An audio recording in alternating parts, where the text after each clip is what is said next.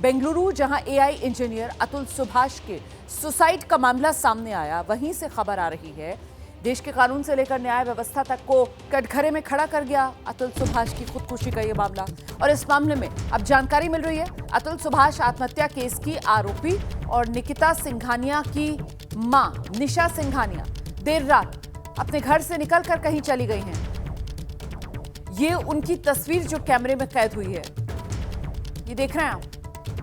ये निकिता सिंघानिया की मां है निशा सिंघानिया। देर रात अपने घर से निकली और कहीं चली गई। इनके साथ इनका बेटा अनुराग सिंघानिया भी चुपके से, बताया जा रहा है, घर से निकल गया। और इस दौरान इनसे सवाल पूछा गया। निशा सिंघानिया ने कैमरे पर कुछ नहीं बोला। तो घर से निकलकर चला गया है सिंघानिया परिवार। सिंघानिया परिवार कहां गया किसी को नहीं पता। रात के अंधेरे में निकिता की मां निशा सिंघानिया को आप देख रहे हैं और इनके साथ ही इनका बेटा भी यहां से निकल गया।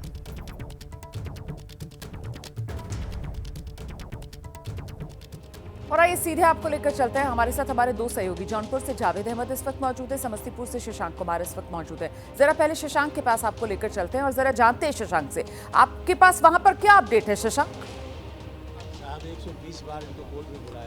देखिए, मैं उनके समस्तीपुर आवास पर मौजूद हूँ। यहाँ परिवार पर दुखों का पहाड़ टूट पड़ा है, सभी की आंखें नम हैं। उनके बड़े भाई साहब हमारे साथ हैं, ये देखिए छोटे भाई साहब, और पीछे एक देखिए परिवार का ही बच्चा है, एक कागज लेके खड़ा है, लिखा है जस्टिस इज ड्यू, न्याय बाकी है।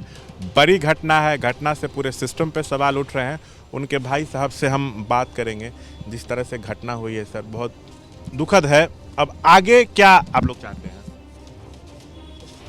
सर, मैं सबसे पहले तो सुप्रीम कोर्ट से ये दरख्वास्त करना चाहता हूँ कि ये केस को स्यू मोटो अपने अंदर लिया जाए और इस कोर्ट का संज्ञान लेते हुए इस कोर्ट की पूरी गहन जो भी जांच होनी चाहिए वो करवाई जाए। जो भी इसमें करप्ट लोग हैं, जो भी इस सिस्टम से जो खेल रहे हैं, जो कानून से खेल रहे हैं, जो केस फाइल हुए हैं उसमें जो फेक केसेस दाखिल किए गए हैं, जिस तरह से हरासमेंट जिस लोगों ने किया है, उस लोगों के ख़िलाफ़ जो है वो सख्त से सख्त जो है वो सज़ा देनी चाहिए।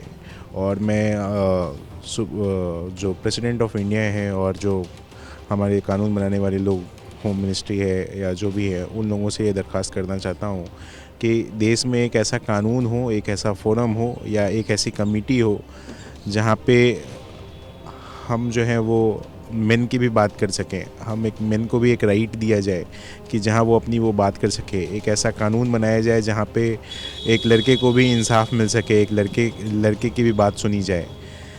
तो लगता है आपके भाई की बिल्कुल बात ही नहीं सुनी जा रही थी कोर्ट में या थाने में?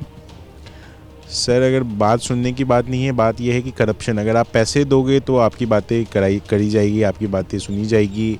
अगर आप पैसे नहीं दोगे तो आपको परेशान किया जाएगा, आपको हरास किया जाएगा, आपको जो है वो बिना मतलब का परेशान, मतलब जैसे ट्रैवल करना है, आप एक कॉर्पोरेट लाइफ में जीते हो तो कॉर्पोरेट में ऐसा होता है कि आपको पता है कि कितने नंबर ऑफ़ लीव्स जो हैं आपको मिलती हैं। अच्छा, ये बताइए, उनको तो 40 बार जाना पड़ा था वहाँ से जौनपुर।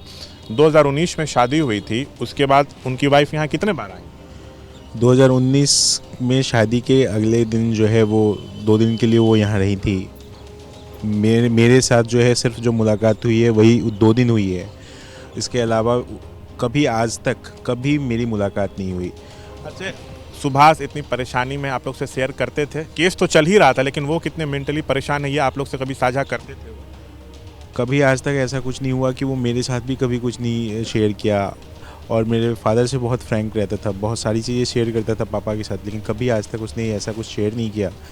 अगर वो कभी आज तक एक दिन भी अगर शेयर किया होता तो शायद हम उसे निकाल लिए जाते वहाँ से, या फिर जिस दिन भी उसने ये काम किया उस दिन मेरे से भी बात हुई है, बहुत अच्छे तरीके से बात हुई है। पापा से 1 घंटे करीब बात हुई है। कभी ऐसा लगा ही नहीं कि वो ऐसा कुछ कर सकता है रात को। अच्छा, ये बताइए, पिछली बार यहाँ पर वो कब आए थे? केसेस से सिलसिले में ही जब वो आता था यहाँ पे, तो शायद 2-4 दिनों के बाद अगर कोर्ट केस फिर से है जी। तो वो वापस ना जाके वो घर आ जाता था, फिर वो यहाँ से वापस फिर जौनपुर जाता था। ये तो देखिए, जो मृतक हैं अतुल सुभाष, उनकी पूरी कहानी उनके भाई की जुबानी जो है हम अपने दर्शकों को बता रहे हैं। रहिए हमारे साथ, लौटेंगे आपके पास शशांक। सीधे जरा आपको जावेद अहमद के पास लेकर चलते हैं, जौनपुर से इस वक्त हमारे साथ मौजूद हैं, और जरा जावेद से जानते हैं ये परिवार, सिंघानिया परिवार, कहाँ गायब हो गया है? कुछ पता चल पा रहा है? रोमाना करीब 24 घंटे बीत गए हैं। एबीपी न्यूज़ की टीम सिंघानिया परिवार, निकिता परिवार के घर के सामने खड़ी है। 24 घंटे में परिवार ने कोई भी रिएक्शन ऑन कैमरा नहीं दिया है अभी तक। मैं जरा सा आपको रोक रही हूँ।